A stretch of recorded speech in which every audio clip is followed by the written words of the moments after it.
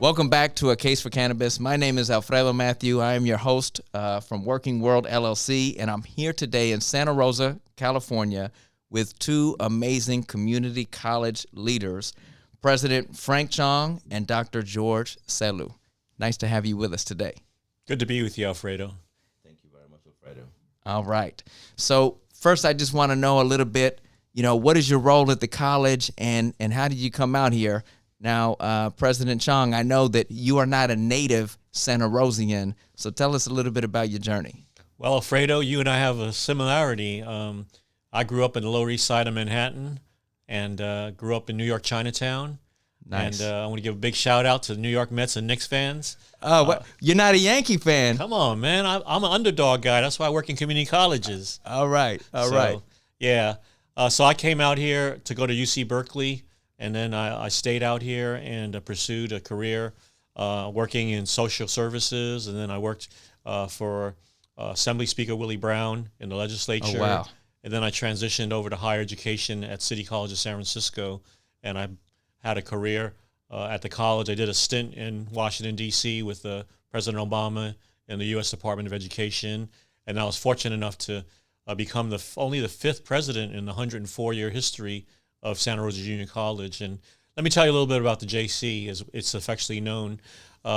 SRJC is one of the 10 oldest community colleges in California, and we've served over 1 million students since our inception.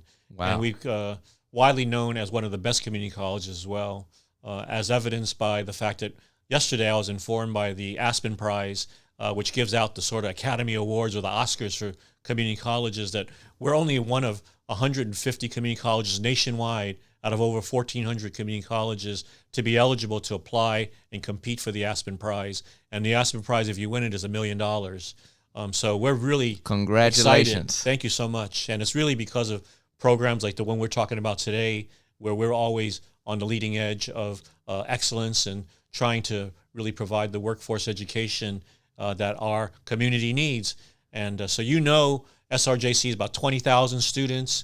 We're the largest community college. Half of the students who graduate from Sonoma County high schools who go on to college will come and attend the JC. And I'm proud to say we have the highest successful transfer rate to UC campuses of all community colleges in the state. So close to 85% of our students who apply to a UC campus, whether it's UCLA, UC Berkeley, UC San Diego, UC Irvine, will be accepted. And the statewide average is about 45%. And it's really because of faculty like George Sellu, who prepare our students to compete and really excel and prepare them for a University of California and other schools like Harvard, Stanford. Many of our graduates come back and say, the hardest course I took after they've gone to law school and after they've gone to medical school was at SRJC. And it's because we have always had a very high standard to really prepare and be like a boot camp for students who want to transfer to four-year colleges and universities. I love hearing that story. Back to the New York side, my father grew up in the Bronx, went to City College, and he called that like a public Harvard education. And that's what the community colleges, that's what the state college system really represents for many immigrants, for many people who don't have access to that four-year education, is that world-class public education. Dr. Sellu, can you tell us a little bit about what your role at the college is and how you got here? Well, thank you very much for being here today, Alfredo. My role at the college is I'm a faculty in the Agriculture and Natural Resources Department, and I teach our plant sciences courses and some agriculture business courses. I taught high school agriculture for many years in California, and then I got my graduate degrees out of University of California at Davis. And my undergraduate degree was in soil science, and so I've always been interested in food security and training people, the next generation of farmers. And so when I got the job here to teach at Santa Rosa Junior College, I was very excited about building new programs, building new transfer degrees to the UCs. I've taught at every higher education level in the state. I've taught community college, state universities, and the UCs. And so I have a sense of what they require at the CSU and the UCs, and to better prepare our students for those and also prepare them for the industry. And so we've always been looking for ways to prepare students to get these jobs in the industry if that's what they want to do, or to prepare them to transfer to four universities if that's their career choice. And so that's what I've been doing, and I've been involved with the program that we'll talk about today in developing the first hemp agriculture program in the state of California. And so I led that charge for my department and my able colleagues who supported me, and the farm crew that have been very supportive in making sure that this actually comes to fruition. So I'm very excited about where we are, and I'm looking forward to some of the innovative things that we're going to do for our students, and to prepare the next crew or group of students who get into this industry and make it and help it grow and impact it in ways that we haven't even thought about yet. That is very exciting, right? Innovation is at the core of education, and we have a changing labor market. We have a changing climate. I can't imagine like a more important discipline than soil science and agronomy for students to be learning today, right? California is the breadbasket of the country, right? We're right here at kind of ground zero of wine country and cannabis country. Right. And so I'm curious, why did you make a decision? Because you said you're the first program in California. That must have been a strategic decision to start getting into the cannabis industry and start exploring this. What made you make that decision? So because I work, I've been doing a lot of consulting outside of my job, working with farmers. I have a friend who has a nutrient company, brought me on to help him set up his own research and development lab, and I've been helping. And in doing that work, we're making nutrients for him, but I was also exposed to a lot of cannabis growers who were coming to him for help, for recommendations for what nutrients to use and how to manage their media and all of those types of things. So I've been involved with this for a long time, but then I was thinking about, well, what is legal in California, right? Mm-hmm. And what can we do at the community college?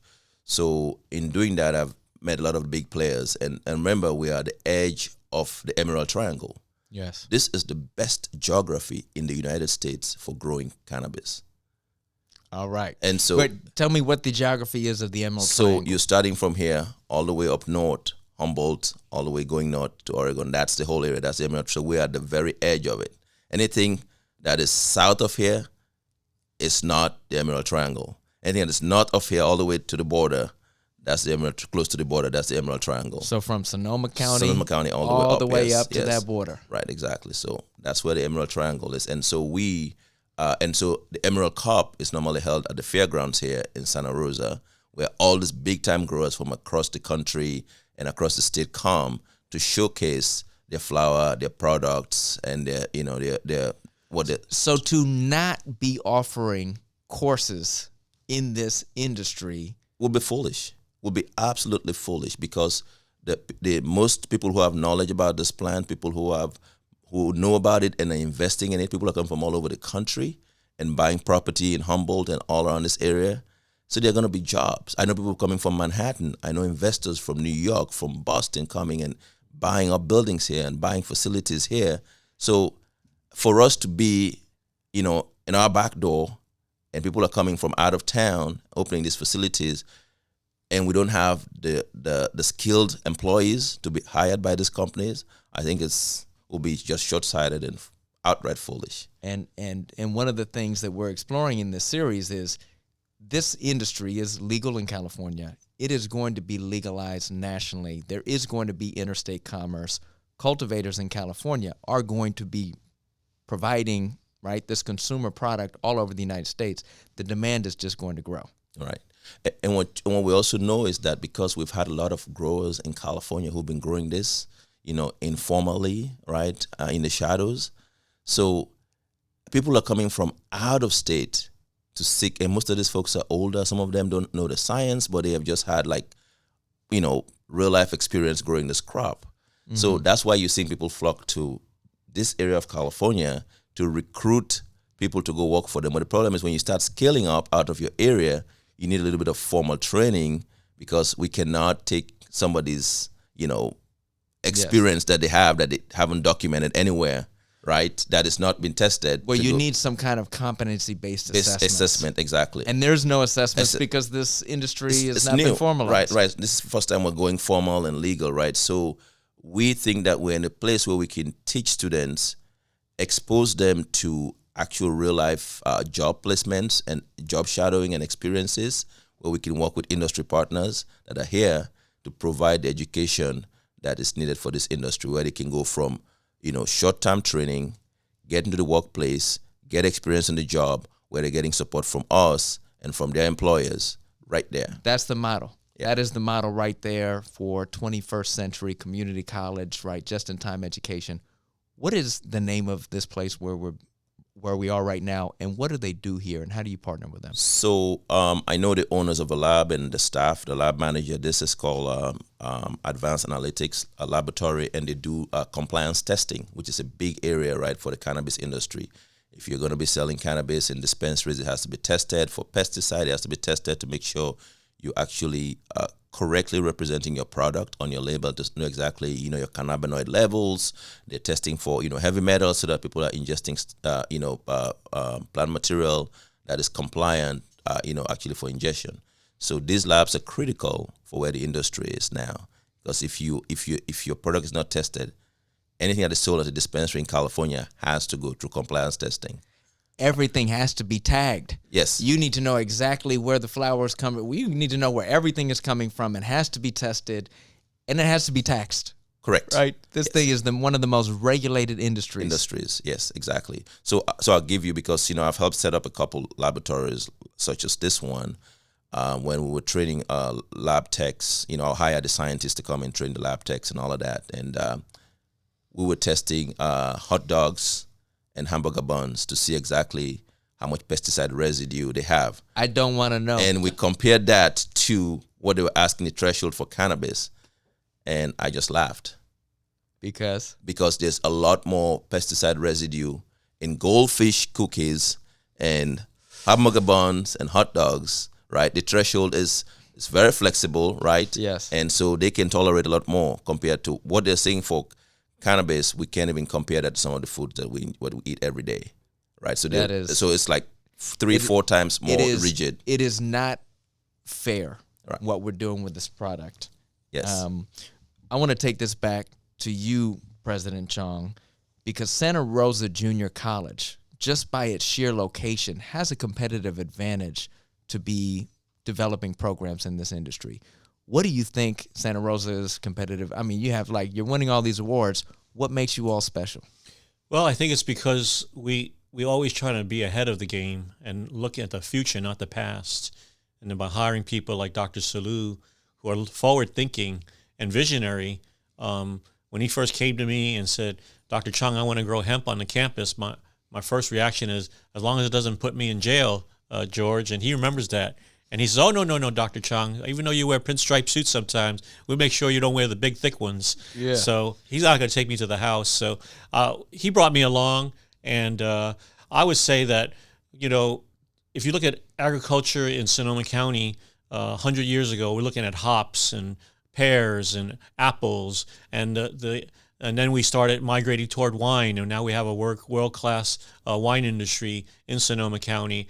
And SRJC is one of the few wine programs of vidology and enology that has a bonded winery. So we sell wine. Our students get a chance to make it, and we use Russian River grapes. So wow. Recently at the Sonoma Harvest Fair, our Pinot Noir won double gold, and we're very, very proud of that. And then we're starting to make beer, because beer industry is popping, and we really want to be at the cutting edge because there's jobs there. And also with the cannabis and the hemp, we want to be, again, leaders in this area. And on a personal level, my daughter, Sophia, is a graduate of USF. She majored in history and education. She's now working in compliance, in at a local a cannabis company that does back of the store software. So she has explained to me, even over the pandemic, there's been a 30% year-over-year growth in employment. So clearly there's jobs there, and it's not just in the science piece of it, it's in the marketing, it's in the finance piece. So there's a lot of other types of secondary employment that is associated with this industry. And there's also the medical benefit of it, as well as the recreational, as we know. So a lot of my friends getting to my age are now trying all these oils and saying, they're on a more serious level, friends that I have who've had cancer, it's a pain management tool. So, the hemp piece of it is, construction materials, clothing, things that George, I never knew happened until I got educated to it. Yeah, I don't even know the full history of hemp. We're going to talk about hemp in a moment. That was rope. That was, right, a construction material. Right. We kind of moved away from hemp. We moved away, from certain things, but now it's coming back. Did you have to go through an did you have to educate yourself on this journey in order for you to make these decisions? Because ultimately, Dr. Sellu can do what he wants. Everyone's going to be asking you the questions. Yeah. No, absolutely. George schools me up on this stuff, gives me talking points. My daughter, Sophia, is now an unpaid consultant. Actually, she's paid. I pay for her education. So I'm getting some dividends back on it. But of course, you have to educate yourself, and that's part of the reason we're doing this program, right? Is to basically, take college presidents who may be hesitant about the so-called dark side of cannabis and hemp, and really show the history of it. And it really gets into like social justice and a lot of racism that occurred and people who have been prosecuted, and all of the things that have happened. That's fascinating around the history of hemp is you can't separate it from the civil rights movement. You can't separate it from the dark side of the history of America. And those are things that I never knew about. And you're never going to learn them in the history books unless you're taught by people who know that. So I think this is a really exciting chapter in higher education, because it gives us an opportunity to look at an industry that I think has been much maligned and misrepresented. And now that people are starting to see it, you can start seeing the opinion polls nationally of people's acceptance to cannabis. And as you see that, you're going to see more and more states become legal and adopt it, not only for medical use, but for recreational use. Yeah. So this is happening. It is happening over time. I just want to drill down on one more thing. Sure. Where do you see this going in the next 3 to 5 years, right? You're just at the beginning. You now have this program getting off the ground. We know that there's going to be increased growth in the industry. Do you see your school developing more programs? Do you see other community colleges stepping up their programming? Like, what's the future 3 or 5 years from now? Oh, it's unlimited. I think there's a very high ceiling. It's really because of, again, the society's gradual acceptance of hemp and cannabis again. And we have now colleges contacting George and I about how do we set up programs? What are you doing? So that's an indication that people know that this is a workforce education program, like winemaking, like beer making, So I think as it becomes more socially acceptable in our society, you're going to see more and more people take advantage of it. Like I was talking earlier about the medicinal impact.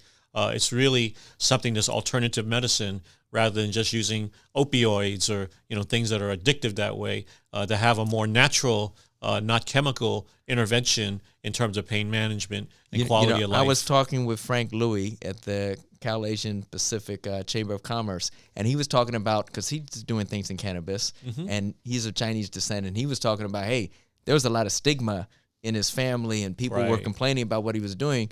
But when he started to educate people, hey, this is medicinal. This is not that different from Chinese medicine. Right. Right? Absolutely. Because Chinese medicine's based on natural products. It's not chemical-based, So I think that's something that the Chinese and Asian culture really, it will resonate once we educate them about the approach and the philosophy behind the healing powers of cannabis and hemp. Yeah. Wow. Super powerful. Yeah. Super powerful. And you got to say something about this. Well, I wanted to go back and follow up with what Dr. Chong said. When you're thinking about the stigma and educating people, when we started this, it was bad. It was just trying to figure out how to get Dr. Chong and his cabinet along. So my dean and I will be on meetings, and I was working with him like countless number of hours writing a proposal. We had to do a proposal that was educational, talking about the industry, where the jobs are going to. We had a workforce component. We had the course development and the strategy for doing that over several years. What that would mean for enrollment, that would mean for retention, that would mean for employability. We had to do a whole report on that just to be able to convince the cabinet. Then we had to find a way to convince the board, because Dr. Chong reports to the board. And we had to convince the board. So my dean and I had to do a presentation and present at the board meeting. And so we had this proposal, but we couldn't go talk to the commissioner because we were afraid that if we did anything out of line with our leadership and the board, it would put our jobs in jeopardy and Dr. Chong's job in jeopardy with the board. So we had to figure out a way to navigate that. Once we're done with all of those steps from the leadership and the board, and we came to our department, and it was a fight because my colleagues did not know. These are people who in agriculture did not know about the scrap. So we hit a roadblock right there. So it took us another 2 months to try to convince our colleagues that this was the right path. So my dean and I will strategize, figure ways to soften this, and try to write the program in a way that supports other programs and bring other people along into the program to understand where we're going. And I tell you, after this, so what we didn't create new classes because otherwise it would have been a whole, tough war fighting around about who's going to get to teach this. And we had to figure out a way to integrate units about cultivation, right, within our existing courses that a couple of us taught. And then people saw the traction and everybody wanted to join this bandwagon. So it took us a while to convince agriculture faculty, right? And we finally convinced them. And even during the pandemic, that's the number one area of growth in our department. It's the hemp agriculture classes. Wow. Yes. So you had to do all of this internal work, yes, internal strategy at the cabinet level, at the board level, with the state commissioner getting... And so what I did with the ag commissioner, because at the time there was no permitting, so I joined his ad hoc committee to advise him to develop the ministerial plan for hemp cultivation in the county. So that year, we were the only body that got an exemption to grow hemp in Sonoma County. Yes. In 2019, nobody was allowed to grow hemp but Santa Rosa Junior College. I love this story. I love you all are mavericks. And when we talk about community colleges, people don't think of mavericks. People don't, it's a bureaucracy. You all are really pushing the envelope. You're really doing something that is hard to do. Not everyone would do it.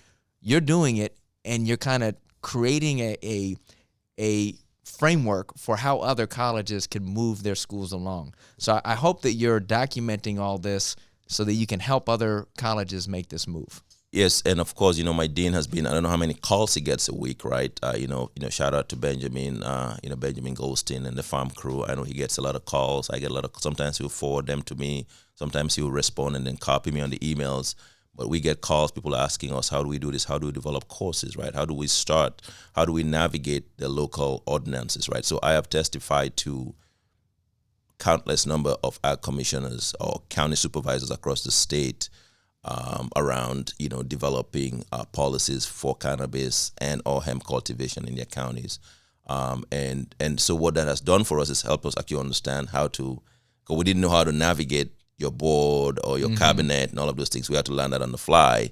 And when it comes to things like, cannabis, because again, some people on our board are involved in the wine industry. So then we got to be very careful what we're doing. So, one of the interesting things, you got the wine industry, very famous, very powerful. Right. You've got the cannabis industry, underground, also very famous, also very powerful. How do these two industries interact, and how do you balance it? Because you're making wine, you're growing hemp, you have other olive oil, you got all these other products. I've been to Schoen Farms. Right. It is a beautiful, beautiful farm. Tell us a little bit about how you navigate the industries and what your farm is like. So we call our farm, a land laboratory, right? Where we're testing things and trying to provide that knowledge. So we're training students, but also trying to generate knowledge that we can share with local farmers. So we have 91 acres of commercial wine grapes, and we have a 2.5 acre plot for students to practice their viticultural practices, where they prune and trellis and manage the vines and harvest those, and then bring those into the wine laboratory where they actually learn how to make their own student wines. And then I wish I had that in college. Right. And so what we have done is we've seen that, at SRJC, we have a track record of training staff for the wine industry in Sonoma County. And with the brewing, Sonoma County right now is among the top 2 or top 3 highest per capita breweries in the nation. And so we started that, about 6-7 years ago, a brewing program. And one of the assistant brewers now at Lagunitas went through our program. And so we have a track record of bringing people back in who already have bachelors, or maybe they dropped out of school or they went to work many years ago, come back, take 1 year of coursework, go do an internship, that turns into a job. And so we've been able to do that for wine, for beer, and we believe that we are strategically positioned to do it for the hemp or cannabis industry. And I say that to say that, we know how to find work experience, to place our students, get the right internships, and we go out to the sites and supervise them and work with the supervisors to help them get the skills that they need to be competitive in the workplace. And so this is something that we're just taking the model that we had, right? Yes. And we're just replicating that for this other crop. And so we know that we can do that. In terms of the biases around cannabis and wine, that's a whole other conversation that we have been at the cutting edge of, and I can talk about that later in this conversation if you know. All right, so we know that there's a little competition here, right? Yes. What is the difference between cannabis and hemp? Because we're saying both, but they are different. Right. So they're the same plants, right? So hemp is just what we call a biotype, right, of cannabis, but they're the same family. So they're the Cannabaceae family. In fact, hemp is just Cannabis sativa L.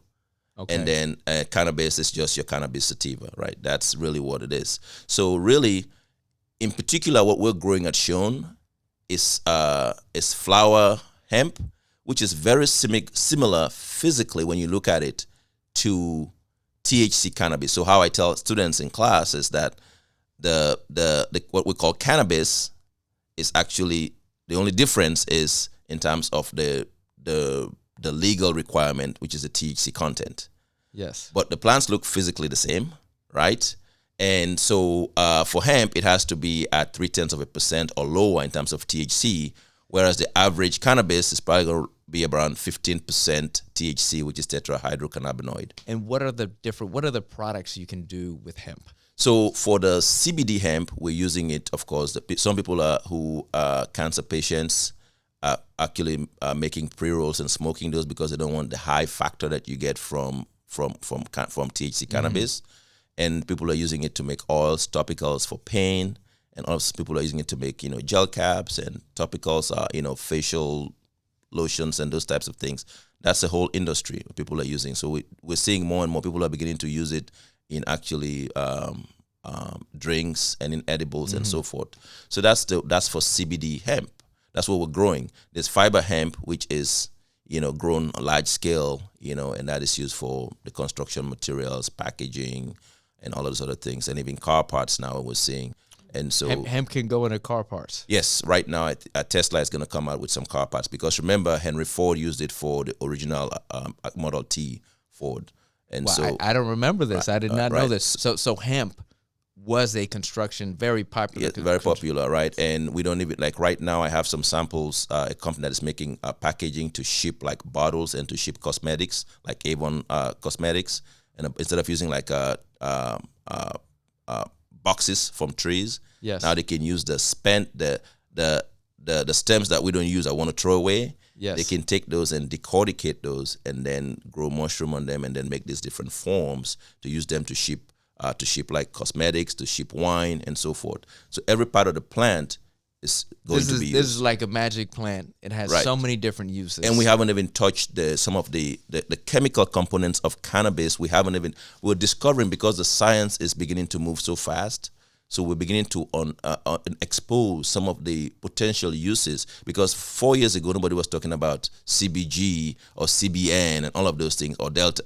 Those were things that we didn't hear about. It was just THC, CBD. Are these the different cannabinoids? Cannabinoids, right, that we'll begin to identify and separate out and begin to explore what the benefits are for those different cannabinoids. So this is another argument to get higher education involved in this industry, because higher education and having professors like yourself studying this, doing academic reporting on this, creating the career pathways is going to legitimize the industry, and it's going to, right, hopefully increase the speed with which we have more social adoption and all of the potential products that we don't even know yet. We don't know yet. I mean, I think we've just touched on the surface, right? So we don't even know. And I think for us, right now, we're focusing in Santa Rosa, at our farm, our competitive advantage right now is the cultivation, right? Because for CBD hemp, the students can transfer the skills wholesale to growing THC cannabis. Mm-hmm. That's what we know right now. We know that our students who were taught how to cultivate, manage that plant in the field, and do all of those things I want them to do, they can go get a job at the cannabis facility and just fit right in, because, as I said, again, the plants are identical, right? It's just the THC content. So the skills that we're teaching are transferable. 100%, right, to cannabis. So what we're saying is, if we can get our students trained, we can definitely get them ready to work in the cannabis industry. And what is the pay like? So entry level, no, probably minimum experience, $20+ an hour. That's great. Yeah. So if they have a little bit, if they finish our program and they're working in cultivation, $25 an hour and upwards of that. So if they're working, depending on where they're working and the level that they enter at, they're not going to make anything below $20. What about a technician in a lab like this? In a laboratory, that will be typically they will start them somewhere between $50,000 and $60,000 a year, and that is with an associate's degree. Associate's degree, no bachelor's necessary. No. All right. So there's some opportunities here. As a college president, Dr. Chong, you must be seeing some great opportunities for your students. How are you preparing students for these career opportunities? I hear on the academic side. What else is the college doing to kind of help? Not everyone wants to go to get a 4-year degree. It's not re-preparing. It's just societal changes, in terms of kids coming out of high school and understanding that they're very entrepreneurial. So they want to grow, they want to sell, they want to market. And they were doing that, honestly, when it was underground, right? And now it's been legitimized, and they can actually make a so-called, as we say in New York, a clean living, right? And trying to do it right. And why wouldn't they come to the JC? Because we have a wonderful faculty like Dr. Sellu to teach them and show them how to do it correctly using science, math, engineering. A lot of the fields that don't animate, particularly young men, who they like to be hands-on, that I find when I interview them, is that they love growing. What's the difference between growing tomatoes and growing hemp? They're a plant, and that's as simple as that. It's a plant, and that's something that I think people lose track of, and that the fact that it's a natural thing. It's not made in a chemical lab, even though there's chemistry components, of course, associated with this plant. So it's not, the way I see it, Alfredo, is it's not about me as a president or our faculty teaching these students. They come here with a lot of street knowledge. Yes. Growing up in New York. Yes. They know what's going on with this industry. They know the money and the bank you can make from getting into it. So they're motivated by now the fact that they could do something that they've enjoyed sort of underground and come above ground and really take advantage of that. And I see in the next 3 to 5 years legalization on a national level, and then that will open up the banking industry, which will open up the finance piece of it is fascinating now, right? Where people who are working in dispensaries are coming in with box loads of money, to people that are financing them, so it's going to change the whole landscape, I think, of that industry, of course. And then parallel-wise, for us as a college, how do we prepare these students so they can get jobs and be competitive and have legitimate degrees to show that they could work in a lab as a tech, or they could work in compliance like my daughter does. And so it's really interesting, all the types of careers that are going to emerge as a result of the legalization. Yeah. It really is coming, and it's going to come quickly. In my experience, education is always about 5 years behind industry, right? Like, industry changes on a dime, and it takes education a long time to adapt. So we're talking about, career technical education and career pathways. We're going to have to start at K-12 if you're going to get folks in the community college who are doing this. And I know a lot of the CTE programs, they're still doing the vocational education. They're doing, mechanics, and they're doing the auto, and they're doing these things. What do you think it would take to actually, are you thinking about those articulated pathways? Is that like part of like the 3 to 5 year roadmap? Absolutely. I think as you see older faculty retiring, and we're seeing massive retirements right now in education, both at the K-12 and at the higher ed level, you're going to come in with a new generation of educators that have a completely different outlook and haven't been sort of burdened with all the negativity around cannabis. If anything, they're hungry to want to legitimize hemp and cannabis the way Dr. Sellu has and his colleagues. I think it's generational, to be honest with you.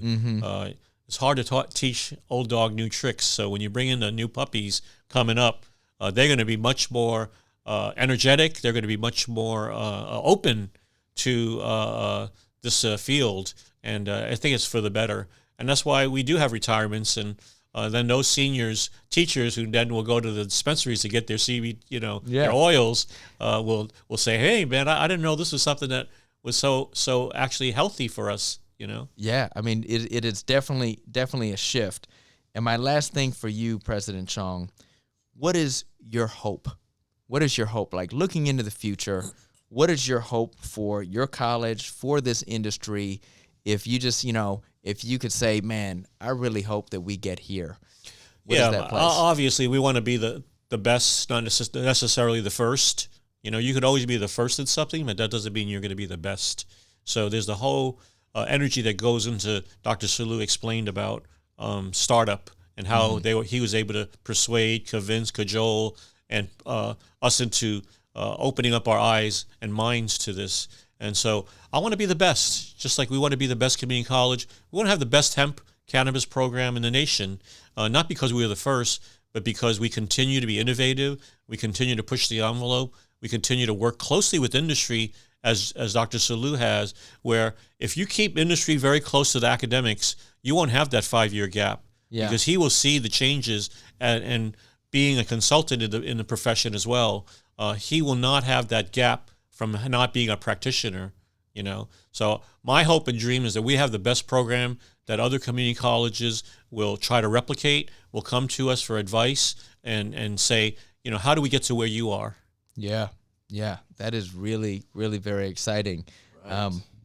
And Dr. Sellu, just a little bit about, where do you see this industry going? What are the career pathways that you're excited to develop? Because I know you're thinking about new courses and new programs. Yes, and so thank you very much again, Alfredo. And yes, we're thinking about new courses. Actually, I'm putting through one through right now, and I see this industry is right now we're focused. Our competency right now at San Jose Junior College is on the cultivation side.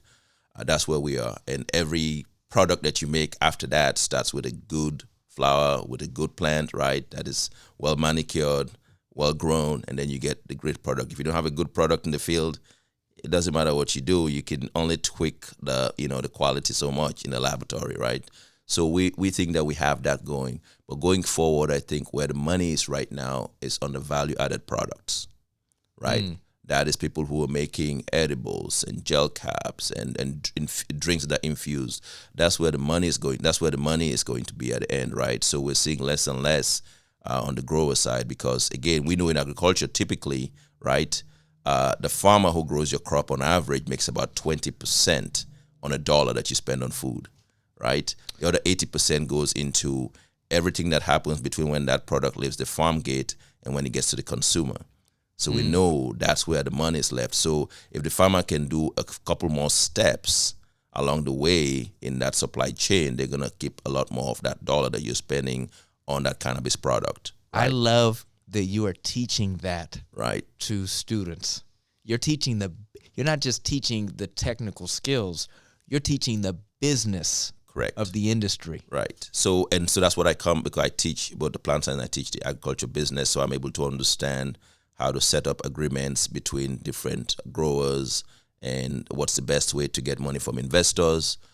And so we're trying to get our students to then, like our students who are doing internship at Shone Farm, we let them do they do a cultivation with us, and they have a piece that they're responsible for to learn what goes into growing every single plant in that plot that they own. And then they can write a report and submit it as part of the completion of that class. So that way they're actually understanding how much it costs to grow the crop. So the that when economics of one unit of the plant. Exactly. So that when they start their own business, they really understand what goes into producing a pound of flour, right? So they really understand the business side of it. They understand exactly how much nutrient goes into growing that one plant. And then they can scale that to how many plants they have. So that's what we're trying to teach them. So we're thinking as we go forward, we're going to expand our pathways into processing, manufacturing, and then we're going to the business side and the financing side, as Dr. Chong said. So those are all pathways that we're intending to follow up on. So we're just want to make sure that, and this is where I think the regional consortium comes into play, where we can find colleges that have areas of expertise or where they're stronger, so that if we have other colleges that are offering like the business courses, and then we're focusing on cultivation, somebody's doing manufacturing, so then we can, as a region from different colleges, begin to see where our competencies are, and then we can then support our students who can take classes within our regional consortium. But the only challenge that I have with the chancellor's office and everybody who's doing this, they have to give us an alternative pathway to develop these classes and respond real quickly to changes in the industry, because our curriculum process takes too long. Yes. By the time we try to develop the classes, like right now, I would have loved to be teaching a class on metric, which is the way we do track and trace in the cannabis industry. It's a huge shortage of expertise. Most of the old growers don't want to touch computers, right? Yes. If I had a class, I could fill 50 seats every semester.